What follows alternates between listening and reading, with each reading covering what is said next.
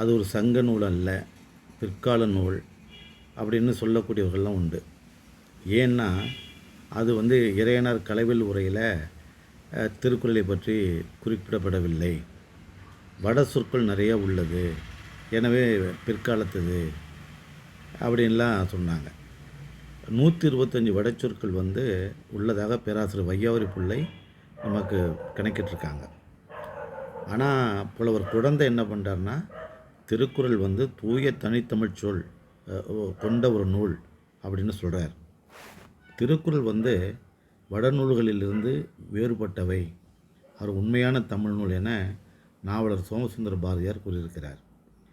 அதனுடைய காலம் அப்படின்னு பார்த்திங்கன்னா, சிலம்பு மேகலையினுடைய காலம் இலங்கை மன்னன் கயவாகு காலம், அதாவது கிபி 114 136 வரைக்கும். இந்நூல்களில் அதாவது சிலம்பிலையும் மேகலையிலையும் திருக்குறளை பற்றி பேசுவதனால கிபி 2ஆம் நூற்றாண்டுக்கு முந்தைய நூல் திருக்குறள் அப்படின்னு நம்மளால் சொல்ல முடியுது.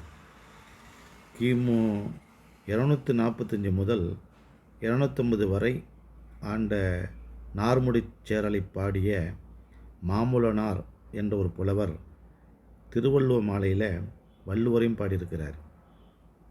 அதனுடைய அடிப்படையில் பார்த்தோம்னா வள்ளுவர் பிறந்த காலம் கிமு 231 கிமு 31 வரை என்று நாம் கொள்ளலாம்.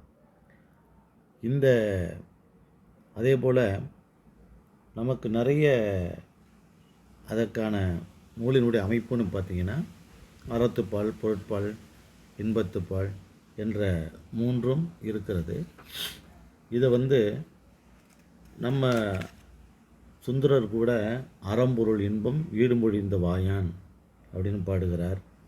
தொல்காப்பியம் என்ன சொல்லுதுன்னா, இன்பமும் பொருளும் அறமும் என்றாங்கு என்று அறம் பொருள் இன்பத்தை பற்றி பேசுகிறது. இதெல்லாம் திருக்குறள் சங்க காலத்திலிருந்து முன்பு உள்ள நூல் என்று நம்மால் நிர்ணயிக்க முடிகிறது. நன்றி, வணக்கம்.